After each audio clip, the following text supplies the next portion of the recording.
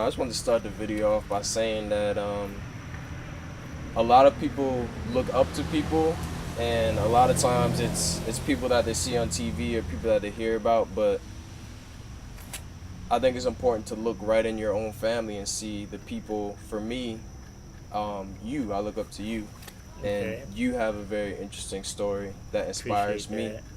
that. And Appreciate it. so turning 60, it's nice to reflect back on that story. Yeah, it is. I look at life as if, hey, you made it to 60, you went through your 20s, your 30s, your 40s, your 50s. And when you get to your 60s, you look at your family. I look at my son, I look at my wife, I look at my whole family unit. And I look at that and say, you know what? I'm proud of them. I'm proud of what they become and seeing them grow up. So turning 60, I look at it like, you know what? It's an accomplishment. Yeah. When I was coming up in the projects, you see so many things in the project. You see drugs, you see overdose, you see death. You just see so much negativity. I think for me, when I first went to what they call the PAL, Police Athletic League, and got into boxing, like as a young child, I went through that, and I went through growing up saying, you know what, positive influence in your life. I actually used that as an escape. And it made me look at people, and I see people all the time.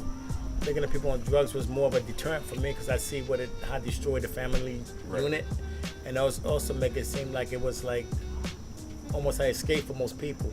I didn't want that to be my crutch in life, drugs. I'm tearing down my family unit, so I just wanted to be something more positive. And I knew I deserved better in life, and I had to say an inner voice, an inner force within me said, you know what, you can do better than this. And I actually had to thank God, to be honest. So that's my story with that. Yeah, for me, I think to see beyond that, the environment I was in, I think a lot of it came from my help above from God. Yeah. My mother and my parents got me into church Bible studies and everything, like when I was young. Always realizing that, there's something, a higher force than myself. And I always looked like an inner voice, and I looked at God and like say, you know what? You see a lot of things. You work by faith, not by sight. Right. And I think that when you do that, God gives you this cloth of armor to shield you from certain things.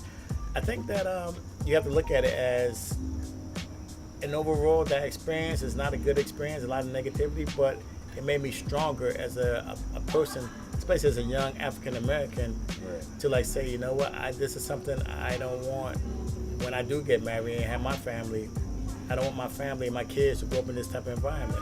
And that right there also make you want to do a lot better and work a lot harder and like stay in prayer and keep in touch with the man upstairs. And that's all you need. You see, I think boxing had a big impact on me growing up. I think it taught me discipline. It taught me how to my mindset, how to think through a situation, critical thinking, what we call it. I have to say that boxing, all in all, was an overall outlet for me, especially in that kind of environment. I got to be with a boxing team, and they would come pick me up, and we would go to the fights, we would go to our matches, we would go to work out. And I think all in all, these guys, that whole boxing surrounding, that whole thing was so positive that, and I think God moved me towards that.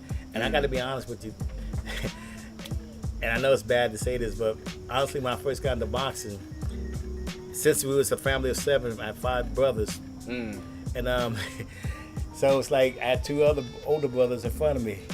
So my older brother used to beat me up all the time. So I said, you know what? Just gonna stop. I'm thinking to myself even back then, I'm gonna get him back one day. So I just went to the police and let him say, I want to learn how to fight.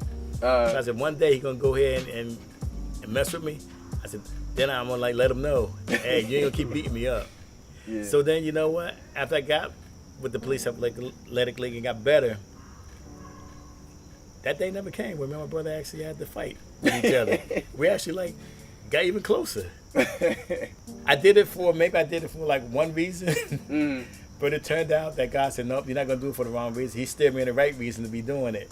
It's funny because believe it or not, people look at me, they only know me for boxing, but also did a lot with gymnastics. Yeah. And I could do any kind of flips and no hands and everything else. And that was my second love, sports. But people look at me and say, gymnastics, you? I'm from the projects? Yeah. Yeah. You don't confine yourself to any box, or don't let people put you in this box and tell you what you can be and what you shouldn't be. It's up to you to dictate what you can be in life, what you can and what you can't do. But if you put yourself in the box, because everybody else says this is what you should be doing, then you know what? You just limited yourself and your skill set. So for me, boxing was a big outlet. Gymnastics, big outlet. Who were some of your major influences growing up? Let me see. I have to look at my family unit, and actually, I have to say, I look at my dad. He, in the 6th or 7th grade, kids were going to school, and he wanted to go to school. He was forced to be out picking corn, cotton, not going to school. Right. When he got married to my mother, and I know in those days it was hard to tell your kids that you love them. They try to show no emotion. Right. And he had more like he was always there, but I guess the emotional like attachment as far as like showing or telling his kids that he loved them was more like a thing he held inside. I know he loved me in his own way, but I think that being there with his family of 7 kids, Yeah. and so the family of 9, and support us all on just his hard work, was encouragement for me. And I always say, you know what, when I do get married, you know, my dad wasn't perfect. And by no means am I'm perfect as a man, but I always say that the day I do get married, what I always want to be a faithful husband to my wife and a good father to my children. And so my dad was a positive example on us. I think people like Martin Luther King encouraged me. Yeah. And, one more thing I forgot about, I didn't forget about Muhammad Ali, what he went through when the whole government was against him. Want to throw him in jail because he stood up for his belief and his rights. And I will say this, in this country, if you stand up for your beliefs, sometimes you have to stand alone. What type of music did you like growing up? Did you have any favorite artists? I think back in those days, I used to listen to a group called the Escorts. These guys were people who did, you know, they did certain things in life that got them incarcerated. But in that, they turned into a positive, and they made a way of getting out, singing music. And they showed no matter what situation you're in, your music, your belief, as long as you believe hard enough, you can turn the situation around. So I listened to the Escorts, I listened to the Marvin Gayes, and you know, things like music like that was very encouraging to me. It's another group I want to say. We had a group called Blue Magic, the Stylistics, and the Delphonics. They're the old school groups. Yeah. That's the kind of music I grew up on. And back then, you really have to know how to sing. Oh yeah. So it was different back then. You really you have to know how to sing. So Yeah. that's the kind of music I grew up on. Yeah. You do a lot of different things. The IT with the computers, you're really good at computers. You know, cars. You did real estate at one point. Right. You really dabbled in a lot, and you know, kept challenging yourself to. I think in this life, no matter once you graduate from high school, once you graduate from college, I think it's important to always challenge yourself to go to the next level. I think if you stop after you graduate from college, high school, if you just stop learning, I think you're really not living. You have to continue to challenge yourself, challenge your mind, and grow. I think by me doing other things, because like you said, real estate, auto mechanics, I'm doing IT work. I actually did pharmacy technician, got my degree in that. Yeah. Electrician, all those things. I just wanted to keep on challenging myself. So all in all, looking at all the years, I had enough time to do it. Yeah. Yeah, I want to join. Video, I'm joining my dad. Alright, so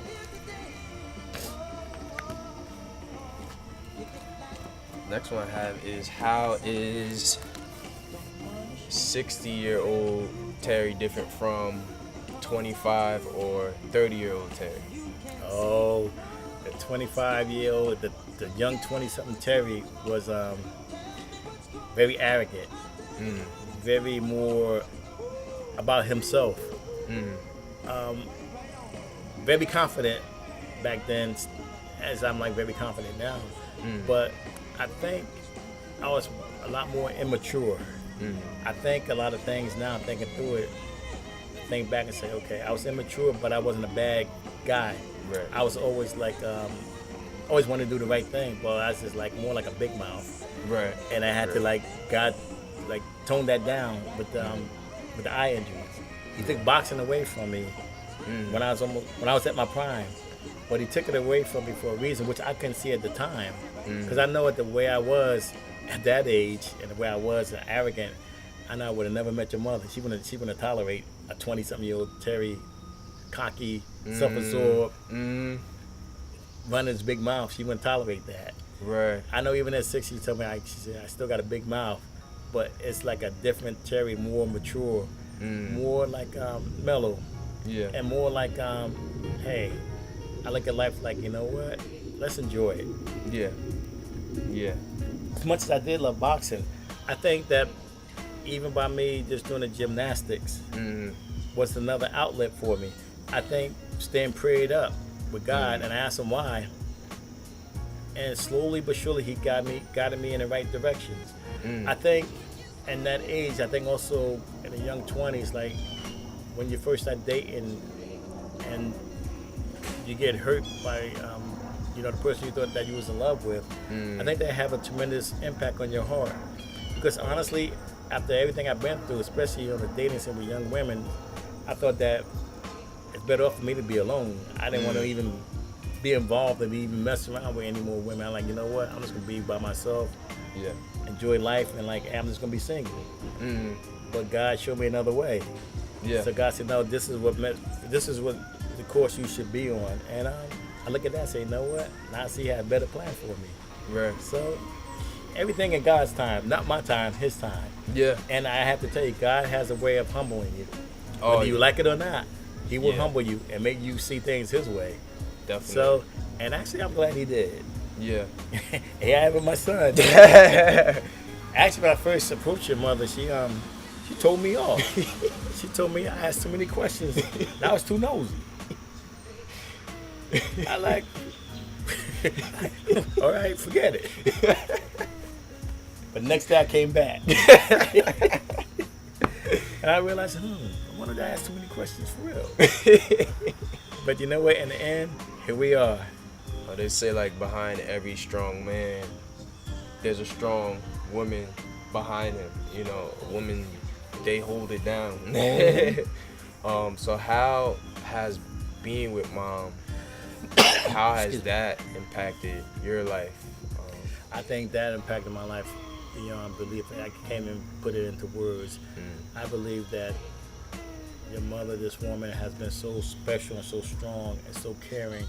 And always, like, even when I kind of felt like I lost my way, when I'm feeling discouraged, your mother always had like a positive influence in my life.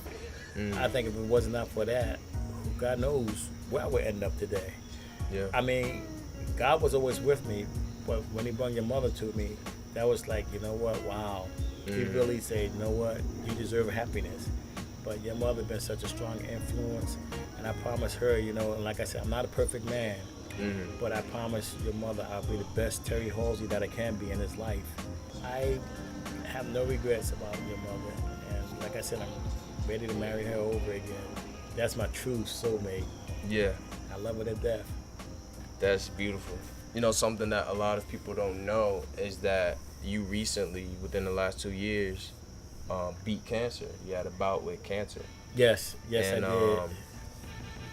Man, I know when I first heard that, I was just like, man, like, you know, as soon as you hear that word cancer, Yes. I feel like it just takes you somewhere else. Mm-hmm. Can you talk about that and, you know, the impact that had on your life? Yeah, sure. I look at that whole episode with the cancer as another dark place.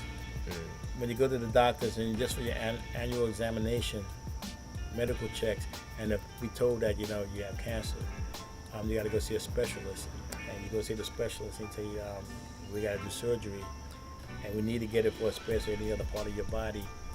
I think that right there really, really makes you look at life and say, you know what?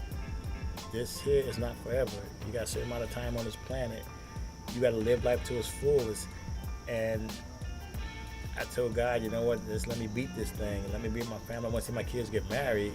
And I want to be there. And I want to see my grandchildren grow up. And I said, can you do that for me? And I just prayed on it and prayed on it. And so going through the surgery was very tough. I'm not going to lie about that. Your mental state, you really, really have to be prayed up, and you really got to have a strong, positive outlook. But my family, my kids, my wife, always was there, supported me, and made me even stronger. Yeah. And so that was a life lesson. Yeah. I did tell my wife, I said, you know, honey, I said, for this cancer thing, I said, now's a good time for you to like snuff me out. If you want to upgrade. She said, no, I'm just gonna be fine in between you, and we'll just stay together. Work it out. Yeah. So I do that. She was like, okay. And I think also you do need a sense of humor. You don't. Yeah. You need not to be so hard on yourself. Yeah. Take yourself serious, but also be able to laugh at yourself. We make mistakes, and sometimes you gotta be able to say, okay, and look back and say, okay, that was like right. Yeah. So be able to laugh at yourself. Yeah. You know, hey, life is too short to always like be so hard and be like really, really beating yourself up. Right. Everybody else gonna do that anyway. Yeah. So you want to be able to come home in your house, your sanctuary. You find your strength. Lord, you find your strength. So hey, simple things. Yeah. I mean, even though I do complicated stuff in life, but all in all, I'm a simple man. I like simple things. And for me, people might like all this fancy stuff, this and that. But for me, a family man, doing things with my family, it's more than I can imagine. Especially like we just discussed, growing up in the projects, being able to raise a family, being able to live in a house and let them grow up and look at your family and saying, you know what? So having a family, positive things, it's more than I can ask for. Yeah. Yeah, it's really more than I can ask for. So I'm like so happy, so humble, and like I'm just glad. Hey, 60 years old, still here, and still got my family. Yeah.